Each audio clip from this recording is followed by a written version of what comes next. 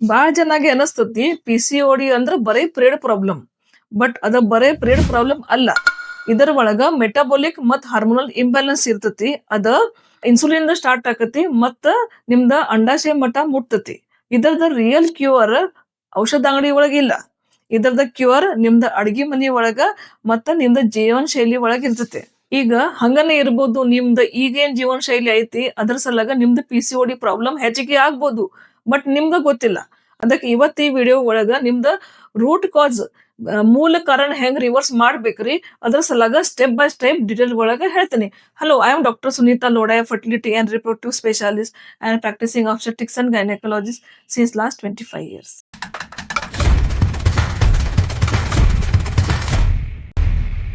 PCOD patient ಭಾಳ time OPD ಒಳಗೆ ಕೇಳ್ತಾರ, ಇದು PCOD ನಾವು ಜೀವನ ಪರ್ಯಂತ ಇರ್ಬೇಕೇನ್ರಿ, ಇದ್ರದ್ದು ಏನು ಪರಿಹಾರ ಇದೆ, ಪರ್ಮನೆಂಟ್ ಕ್ಯೂರ್ ಮಾಡಕ್ ಯಾವಾಗ ನಾವು ಗುಳ್ಗಿ ತಗೊಂತೇವಿ ಆ ಟೈಮ್ ಸರಿ ಇರ್ತತಿ. ಬಟ್ ಗುಳ್ಗಿ ಸ್ಟಾಪ್ ಆದ್ಮೇಲೆ ನಮ್ಗೆ ಮತ್ತು ಇದು PCOD ಪ್ರಾಬ್ಲಮ್ ಸ್ಟಾರ್ಟ್ ಆಕತಿ. ಡಾಕ್ಟರ್ ಕಡೆ ಹೋದ್ಮೇಲೆ ಡಾಕ್ಟರ್ ಹಾರ್ಮೋನಲ್ ಟ್ರೀಟ್ಮೆಂಟ್ ಕೊಡ್ತಾರ, ಇನ್ಸುಲಿನ್ ರೆಸಿಸ್ಟೆನ್ಸ್ ಸಲಗ ಔಷಧಿ ಕೊಡ್ತಾರ. ಅದ 3 ಇಂದ 6 ತಿಂಗಳ ನಾ ಔಷಧಿ ತಗೊಂತೇನೆ. ಬಟ್ ಗುಳಿಗೆ ಸ್ಟಾಪ್ ಆದ್ಮೇಲೆ ಮತ್ತು ನಮ್ಗೆ PCOD ಪ್ರಾಬ್ಲಮ್ ಸ್ಟಾರ್ಟ್ ಆಕತಿ. ಅದಕ್ಕೆ ಈ ಟ್ಯಾಬ್ಲೆಟ್ ತಗೊಳ್ಳಂತ ಟೈಮ್ಗೆ ನೀವು ಅದ್ರ ಜೋಡಿ ನೀವು ಏನೇನ್ ಮಾಡ್ಬೋದು, ಅದರಿಂದ ನೀವು ಗುಳಿಗೆ ಸ್ಟಾಪ್ ಆದ್ಮೇಲೆ ನಿಮ್ಗೆ PCOD ವಾಪಸ್ ಬರ್ಬಾರ್ದು. ಅದರ ಬಗ್ಗೆ ಫಸ್ಟ್ ಡಿಟೇಲ್ ಒಳಗೆ ಹೇಳೋಣ. First, what is PCOD? First PCOD ಅಂದ್ರೆ ಏನು? PCOD ಅಂದ್ರೆ polycystic ovarian disease or PCOS, polycystic ovarian syndrome. Poly ಅಂದ್ರೆ ಜಾಸ್ತಿ, ಸಿಸ್ಟಿಕ್ ಅಂದ್ರೆ ಸಿಸ್ಟ್ ನೀರಿಂದ ಗುಳ್ಳಿ, ಓವರಿ ಅಂದ್ರ ಅಂಡಾಶಯ. ಈಗ ಪಾಲಿಸಿಸ್ಟಿಕ್ ಓವೇರಿಯನ್ ಡಿಸೀಸ್ ಅಂದ್ರ ಓವರಿ ಒಳಗ ಅಂಡಾಶಯ ಒಳಗ ಜಾಸ್ತಿ ನೀರಿಂದ ಗುಳ್ಳಿ ಇರ್ತತಿ, ಬಾವಿ ಇರ್ತತಿ, ಸಣ್ಣ ಸಣ್ಣ ನೀರಿಂದ ಗುಳ್ಳಿ ಇರ್ತತಿ. ಅದಕ್ಕೆ ಪಾಲಿಸಿಸ್ಟಿಕ್ ಓವೇರಿಯನ್ ಡಿಸೀಸ್ ಅಂತಾರೆ. ಇದು ಯಾಕೆ ಆಕತಿ? ಇದ ಆಗದ ಕಾರಣ ಫಸ್ಟ್ ಹಾರ್ಮೋನಲ್ ಇಂಬ್ಯಾಲೆನ್ಸ್. ಆಂಡ್ರೋಜನ್ ಹೆಚ್ಚಿಗೆ ಇರ್ತತಿ, ಜೆಂಟ್ಸ್ ಒಳಗೆ ಏನ್ ಹಾರ್ಮೋನ್ ಇರ್ತತಿ ಅದು ಹೆಚ್ಚಿಗೆ ಇರ್ತತಿ, ಫಿಮೇಲ್ ಹಾರ್ಮೋನ್ ಕಡಿಮೆ ಆಕತಿ ಮತ್ತು ಇನ್ಸುಲಿನ್ ರೆಸಿಸ್ಟೆನ್ಸ್ ಹೆಚ್ಚಿಗೆ ಆಕತಿ. ಇದು PCOD ಪೇಷಂಟ್ಸ್ಗೆ ಏನೇನು ಸಿಂಪ್ಟಮ್ಸ್ ಇರ್ಬೋದು? ಅವ್ರಿಗೆ ಸಿಂಪ್ಟಮ್ಸ್ ಅಂದ್ರೆ ವೇಟ್ ಹೆಚ್ಚಿಗೆ ಆಗ್ತತಿ, ಪೀರಿಯಡ್ಸ್ ಲೇಟ್ ಬರ್ತತಿ, ಡಿಲೇಡ್ ಪೀರಿಯಡ್ಸ್, ಇರ್ರೆಗ್ಯುಲರ್ ಪೀರಿಯಡ್ಸ್, ಮತ್ತು ಪೀರಿಯಡ್ ಒಳಗ ಫ್ಲೋ ಕಡಿಮೆ ಆಕತಿ, ಬ್ಲೀಡಿಂಗ್ ಕಡಿಮೆ ಆಗ್ತತಿ.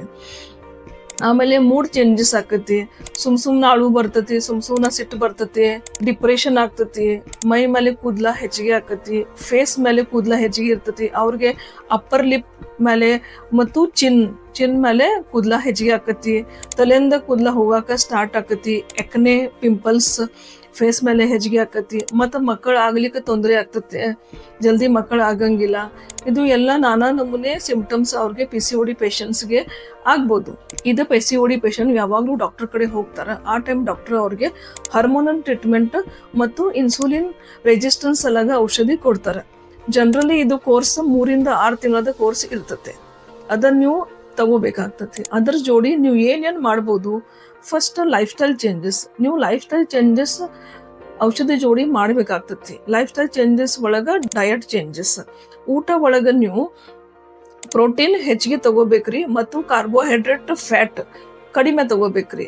ಇದು ಪ್ರೋಟೀನ್ ಹೆಚ್ಚಿಗೆ ತಗೋಬೇಕಂದ್ರೆ ಏನೇನ್ ಮಾಡ್ಬೇಕು? ನೀವು ದಾಲ್ ಅಂದ್ರೆ ಬ್ಯಾಳಿ, ಪಾಲಕ್, ಲೆಗ್ಯೂಮ್ಸ್, ಲೆಂಟಿಲ್ಸ್, ಬೀನ್ಸ್ ಹೆಚ್ಚಿಗೆ ತಗೋಬೇಕು. ಅಂದ್ರೆ ಬ್ಯಾಳಿ ಮತ್ತು ಕಡಧಾನ್ಯ ಕಾಳುಗಳು ಜಾಸ್ತಿ ತಿನ್ಬೇಕಾಗ್ತದೆ.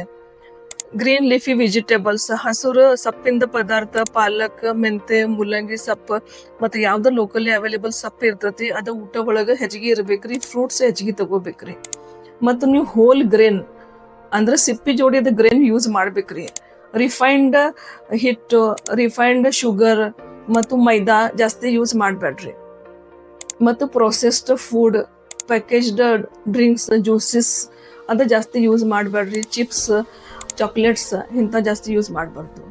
ಮತ್ತು ಗೋಧಿ ಬದಲಿ ಅವರ ಜ್ವಾಳ, ಸಜ್ಜಿ, ಜೋ ಮತ್ತು ಮಕ್ಕೈ ಅಂದ್ರೆ ಗೊಂಜಾಳದ ಹಿಟ್ಟು ಅದ ಯೂಸ್ ಮಾಡ್ಬೇಕ್ರಿ. ಇದರ ಸಲಗ ಗ್ಲೈಸೆಮಿಕ್ ಇಂಡೆಕ್ಸ್ ಇದ್ರ ಒಳಗೆ ಲೋ ಇರ್ತತಿ. ಅಂದ್ರೆ ನೀವು ಇದು ತಿಂದ್ಮೇಲೆ ನಿಮ್ದು ಶುಗರ್ ಒಮ್ಮಕ್ಕಳಿಗೆ ಹಾಯಂಗಿಲ್ಲ, ಸ್ಲೋಲಿ ಶುಗರ್ ರಿಲೀಸ್ ಆಕತಿ. ಅದರಿಂದ ಇನ್ಸುಲಿನ್ ರೆಸಿಸ್ಟೆನ್ಸ್ ಕಂಟ್ರೋಲ್ ಮಾಡಕ್ಕೆ ಭಾಳ ಹೆಲ್ಪ್ ಆಕತಿ. ಈಗ ಕೆಲವ್ರು ಮಂದಿ ಡೈಟಿಂಗ್ ನಾವು ಮಾಡ್ತೇನೆ ಹಂಗೆ ಹೇಳಿ ಡೈಟಿಂಗ್ ಸಲಗ ಅವ್ರ ಬ್ರೇಕ್ಫಾಸ್ಟ್ ಒಳಗೆ ಅವಲಕ್ಕಿ, ಉಪ್ಪಿಟ್ಟು, ಖಾಕ್ರ ಹಂಗೆ ತಿಂತಾರೆ. ಬಟ್ ಅವಲಕ್ಕಿ, ಉಪ್ಪಿಟ್ಟು, ಖಾಕ್ರ ಇದು 3 ಒಳಗೆ ಕಾರ್ಬೋಹೈಡ್ರೇಟ್ ಹೆಚ್ಚಿಗೆ ಇರ್ತೈತಿ, ಅದಕ್ಕೆ ನಿಮ್ದು ಪರ್ಪಸ್ ಸಾಲ್ವ್ ಆಗಂಗಿಲ್ಲ. ಬೇಸಿಕಲಿ ನೀವು ಪ್ರೋಟೀನ್ ರಿಚ್ ಫುಡ್ ಹೆಚ್ಚಿಗೆ ತಗೋಬೇಕು. ಅದ್ರ ಸಲಾಗಿ ನೀವು ಮೊಳಕೆ ಆಗಿದ್ದ ಪದಾರ್ಥ ಹೆಚ್ಚಿಗೆ ತಿನ್ಬೋದು. ಹೆಸರು ಕಾಳು, ಮಡಕಿ ಮತ್ತು ಕಡ್ಲಿ, ವಟಾಣಿ ಇಂಥ ಮೊಳಕೆ ಆಗಿದ್ದ ಪದಾರ್ಥ ನೀವು ಹೆಚ್ಚಿಗೆ ತಿನ್ಬೇಕಾಗ್ತೈತಿ. ಮತ್ತು ನೀವು ಕಡ್ಲಿ ಹಿಟ್ಟದ ದೋಸೆ ತಿನ್ಬೋದು ಬ್ರೇಕ್ಫಾಸ್ಟ್ ಒಳಗೆ, ಇದ್ರಾಗ ಪ್ರೋಟೀನ್ಸ್ ಹೆಚ್ಚಿಗೆ ಇರ್ತೈತಿ. ಹಾಲು, ಮೊಸರು, ಮಜ್ಜಿಗೆ ನೀವು ತಗೋಬಹುದು. ಇದು ಲಿಮಿಟೆಡ್ ಪ್ರಮಾಣಕ್ಕೆ ನೀವು ತಗೋಬಹುದು, ಜಾಸ್ತಿ ಎಕ್ಸೆಸ್ ತಗೋಬೇಡ್ರಿ. ವೆಜಿಟೇರಿಯನ್ ಯಾರ್ಯಾರು ಇರ್ತಾರ ಅವ್ರಿಗೆ ಪ್ರೋಟೀನ್ ಸಿಗಾಕ ದಾಲ್ ಅಂದ್ರೆ ಬ್ಯಾಳಿ, ಹಾಲು ಮತ್ತು ಹಾಲಿಂದ ಪದಾರ್ಥ ಮತ್ತು ನಟ್ಸ್ ಅದರ ಒಳಗೆ ಅಷ್ಟು ಜಾಸ್ತಿ ಪ್ರೋಟೀನ್ಸ್ ಸಿಗ್ತತಿ. ಅದಕ್ಕೆ ನೀವು ಹಾಲು ಮತ್ತು ಮೊಸರು, ಮಜ್ಜಿಗೆ ಹೆಚ್ಚಿಗೆ ತಿನ್ಬೋದು. ಈಗ ಪ್ರೋಟೀನ್ಸ್ ಸಲಗ ನೀವು ಡ್ರೈ ಫ್ರೂಟ್ಸ್ ಒಳಗೆ ಬಾದಾಮ್, ಅಕ್ರೋಡ್, ಗೋಡಂಬಿ ನೀವು ತಿನ್ಬೋದು. ಡ್ರೈ ಫ್ರೂಟ್ಸ್ ಒಳಗೆ ನಿಮ್ಗೆ ಮೆಗ್ನೀಷಿಯಮ್ ಮತ್ತು ಜಿಂಕ್ ಸಿಗ್ತತಿ. ಇದು PCODಗೆ ಇನ್ಸುಲಿನ್ ರೆಸಿಸ್ಟೆನ್ಸ್ ಕಡಿಮೆ ಮಾಡಕ್ಕೆ ಹೆಲ್ಪ್ ಮಾಡ್ತತಿ. ಮೆಗ್ನೀಷಿಯಮ್ ನಿಮ್ಗೆ ಬಾದಾಮ್, ಬ್ರೊಕೊಲಿ, ಪಾಲಕ್, ಬಾಳೆಹಣ್ಣು ಇದರ ಒಳಗೆ ಸಿಗ್ತತಿ. ಆಮೇಲೆ ಜಿಂಕ್ ನೀವು ಸಪ್ಲಿಮೆಂಟೇಶನ್ ತಗೋಬಹುದು. ಜಿಂಕ್, ಮೆಗ್ನೀಷಿಯಮ್ ಎರಡು ನೀವು ಸಪ್ಲಿಮೆಂಟೇಶನ್ ಒಳಗೆ ಟ್ಯಾಬ್ಲೆಟ್ಸ್ ಒಳಗೆ ತಗೋಬಹುದು. ಬಟ್ ನಿಮ್ಗೆ ನ್ಯಾಚುರಲ್ ಜಿಂಕ್ ಬೇಕಾಕತಿ ಅಂದ್ರೆ ನೀವು ಡ್ರೈ ಫ್ರೂಟ್ಸ್, ಬಾದಾಮ್, ಅಕ್ರೋಡ್, ಲೆಗ್ಯೂಮ್ಸ್, ಲೆಂಟಿಲ್ಸ್ ಇದ ನೀವು ತಗೋಬಹುದು. ಈಗ PCOD ಒಳಗೆ ಒಂದು ಕ್ರಾನಿಕ್ ಇನ್ಫ್ಲಮೇಟರಿ ಡಿಸೀಸ್ ನಾವು ಅಂತಾರೆ. ಅಂದ್ರೆ ಒಂದ್ ತರದ ಕ್ರಾನಿಕ್ ಇನ್ಫ್ಲಮೇಷನ್, ಒಂದ್ ಬಾವ್ ಇರ್ತತಿ ಅಂಡಾಶಯ ಒಳಗೆ ಕಂಟಿನ್ಯೂಸ್ಲಿ ಬಾವ್ ಇರ್ತತಿ, ಅದರಿಂದ PCOD ಆಕತಿ. ಇದು ಬಾವು ಕಡಿಮೆ ಮಾಡಾಕ ನಿಮ್ಗೆ ಗ್ರೀನ್ ಲೀಫಿ ವೆಜಿಟೇಬಲ್ಸ್ ಮತ್ತು ಫ್ರೂಟ್ಸ್ ಭಾಳ ಹೆಲ್ಪ್ ಆಕತಿ. ಅದಕ್ಕೆ ನೀವು ರೆಗ್ಯುಲರ್ ನಿಮ್ದು ಊಟ ಒಳಗೆ ಅದ ಇರ್ಬೇಕು. ಮತ್ತು ಫೈಬರ್ ಕಂಟೆಂಟ್ ಹೆಚ್ಚಿಗೆ ಇರ್ಬೇಕು. ನಮ್ಮ ಊಟ ಒಳಗೆ ಫೈಬರ್ ಹೆಚ್ಚಿಗೆ ಇರ್ಬೇಕು. ಫೈಬರ್ ನಮ್ಗೆ ಎದ್ರಾಗಿಂದ ಸಿಗ್ತತಿ, ಗ್ರೀನ್ ಲೀಫಿ ವೆಜಿಟೇಬಲ್ಸ್, ಫ್ರೂಟ್ಸ್ ಮತ್ತು ಸಲಾಡ್ಸ್. ಮತ್ತು ನೀವು ಇಸಾಬ್ಗೋಲ್ ತಗೋಬಹುದು. 1 ಚಮಚ ಬೆಳಗ್ಗೆ, 1 ಚಮಚ ಸಾಯಂಕಾಲ ಇಸಾಬ್ಗೋಲ್ ಪೌಡರ್ ನೀರ್ ಒಳಗೆ ಹಾಕಿ ನೀವು ಕುಡಿಬಹುದು. ಅದರಿಂದ ಫೈಬರ್ ಕಂಟೆಂಟ್ ಹೆಚ್ಚಿಗೆ ಆಕತಿ. ಆಮೇಲೆ ಫೈಬರ್ ಹೆಚ್ಚಿಗೆ ಇದರಿಂದ ಇನ್ಸುಲಿನ್ ರೆಸಿಸ್ಟೆನ್ಸ್ ಕಡಿಮೆ ಆಕತಿ ಮತ್ತು ನಿಮ್ಗೆ PCODಗೆ ಹೆಲ್ಪ್ ಮಾಡ್ತತಿ. ಮತ್ತು ನೀವು ಊಟ ಒಳಗೆ ಸಿನಮನ್ ಮತ್ತು ಟರ್ಮರಿಕ್ ಅಂದ್ರೆ ದಾಲ್ಚಿನ್ನಿ ಮತ್ತು ಅರಿಶಿನ ದ ಪ್ರಯೋಗ ಹೆಚ್ಚಿಗೆ ಮಾಡ್ಬೇಕ್ರಿ. ಇದು PCODಗೆ ಹೆಲ್ಪ್ ಮಾಡ್ತತಿ. ಮತ್ತು ವಿಟಮಿನ್ A, ವಿಟಮಿನ್ D ಊಟ ಒಳಗೆ ಹೆಚ್ಚಿಗೆ ಇರ್ಬೇಕ್ರಿ. ವಿಟಮಿನ್ D ನಾವು ಜನರಲಿ ಮಾಯಾ ಅನೋಸಿಟೋಲ್ ಟ್ಯಾಬ್ಲೆಟ್ ಜೋಡಿ ಕೊಡ್ತೀವಿ. ಇದು ಬಿಟ್ಟು ನೀವು vitamin D supplementation syrup sachet ನೀವು ತಗೋಬಹುದು. ನಿಮ್ಗೆ ವಿಟಮಿನ್ D ನ್ಯಾಚುರಲ್ ಬೇಕಂದ್ರೆ ನೀವು ಸೂರ್ಯಪ್ರಕಾಶ ಒಳಗೆ ಬೆಳಗ್ಗೆ 10 ಇಂದ 15 ನಿಮಿಷ ನಿಂದಿರ್ಬಹುದು. ಅದರಿಂದ ನಿಮ್ದು ವಿಟಮಿನ್ D ಹೆಚ್ಚಿಗೆ ಆಗ್ತದೆ. ಇದು ಎಲ್ಲ ನಾವು ಡಯಟ್ ಚೇಂಜಸ್ ನಾವು ನಿಮ್ಗೆ ಹೇಳಿದ್ವಿ. ಇದರ ಜೋಡಿ ನೀವು ಎಕ್ಸರ್ಸೈಸ್ ಮಾಡ್ಬೇಕ್ರಿ. ಎಕ್ಸರ್ಸೈಸ್ ಅಂದ್ರೆ ಯಾವ ನಮೂನೆ ಎಕ್ಸರ್ಸೈಸ್ ನೀವು ಕಾರ್ಡಿಯೋ ಬೇಸ್ಡ್ ಎಕ್ಸರ್ಸೈಸ್ ಮಾಡ್ಬೇಕು.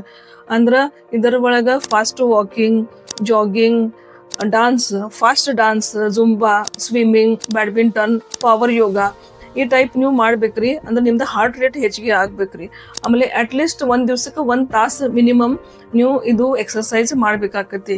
ನೀವು ಡಯಟ್ ಜೋಡಿ ಎಕ್ಸರ್ಸೈಸ್ ಫಾಲೋ ಮಾಡ್ಬೇಕಾಕತಿ. ಯಾರಿಗೆ PCOD ಕಂಟ್ರೋಲ್ ಮಾಡ್ಬೇಕಂಗಿದ್ರೆ ನೀವು ರಿಲೀಜಿಯಸ್ಲಿ ಇದು ಕಂಟಿನ್ಯೂಸ್ಲಿ ಫಾಲೋ ಮಾಡ್ಬೇಕ್ರಿ.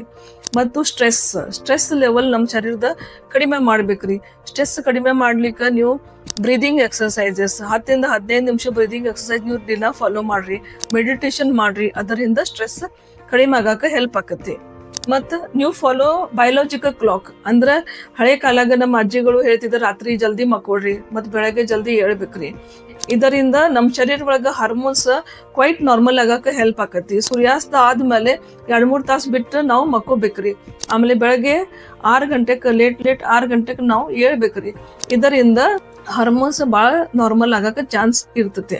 ಅದಕ್ಕೆ ಈ PCOD ಡಾಕ್ಟರ್ ಕಡೆ ನೀವು ಹೋದ್ಮೇಲೆ ಟ್ಯಾಬ್ಲೆಟ್ ಕೊಡ್ತಾರ. ಟ್ಯಾಬ್ಲೆಟ್ ಸ್ಟಾಪ್ ಆದ್ಮೇಲೆ ನಿಮ್ದು PCOD ವಾಪಸ್ ಬರ್ಬಾರ್ದು. ಹಂಗಿದ್ರ ಸ್ಟಾರ್ಟಿಂಗ್ ಇಂದ ಟ್ಯಾಬ್ಲೆಟ್ಸ್ ಜೋಡಿ ನೀವು diet changes, life style changes ಒಳಗೆ ಡಯಟ್ ಚೇಂಜಸ್, ಎಕ್ಸರ್ಸೈಸ್, ಸ್ಟ್ರೆಸ್ ಕಡಿಮೆ ಆಗ್ಬೇಕ್ರಿ. ಮತ್ತು ನೀವು ಫಾಲೋ ದ ಬಯೋಲಾಜಿಕಲ್ ಕ್ಲಾಕ್ ಇದು ಎಲ್ಲ ಫಾಲೋ ಮಾಡ್ಬೇಕ್ರಿ. ಇದನ್ನ ನೀವು ರಿಲಿಜಿಯಸ್ಲಿ ಫಾಲೋ ಮಾಡ್ಬೇಕಾಗ್ತತಿ. ಮತ್ತು ಹಳೆ ಕಾಲಾಗ ನಮ್ಮ ಅಜ್ಜಿಗಳು ಏನ್ ಹೇಳ್ತಿದ್ದ, ನಿಮ್ದ ಮದ್ವೆ ಆದ್ಮೇಲೆ PCOD ಕ್ಯೂರ್ ಆಕತಿ ಮತ್ತು ಪ್ರೆಗ್ನೆನ್ಸಿ ಆದ್ಮೇಲೆ PCOD ಕ್ಯೂರ್ ಆಗ್ಬೋದು. ಇದರ ಒಳಗ ಮದ್ವೆ ಆದ್ಮೇಲೆ ಏನ್ ಕ್ಯೂರ್ ಆಗಂಗಿಲ್ಲ. ಬಟ್ 1 ಡೆಲಿವರಿ ಪ್ರೆಗ್ನೆನ್ಸಿ ಆದ್ಮೇಲೆ ನಿಮ್ದು PCOD ಕ್ಯೂರ್ ಆಗಾಕ ಹೆಲ್ಪ್ ಆಗ್ಬೋದು. ಯಾಕೆ ಪ್ರೆಗ್ನೆನ್ಸಿ ಒಳಗ ನಮ್ಮ ಬಾಡಿದ ಪೂರ ಹಾರ್ಮೋನ್ಸ್ ರೀಶೆಡ್ಯೂಲ್ ಆಕತಿ.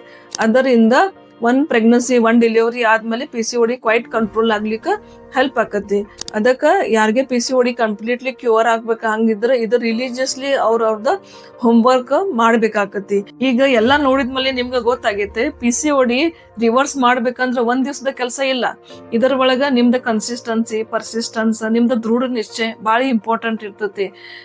ಅದಕ್ಕ ಇದ ಪ್ರಕಾರ ನೀವು ಫಾಲೋ ಮಾಡ್ರಿ. ಇಷ್ಟ ಎಲ್ಲಾ ಸ್ಟೆಪ್ಸ್ ಒಳಗ ಯಾವ್ದ ಸ್ಟೆಪ್ಸ್ ನೀವು ನಾಳೆಯಿಂದ ಫಾಲೋ ಮಾಡ್ತಾರ ನಮ್ಗೆ ತಿಳಿಸ್ರಿ.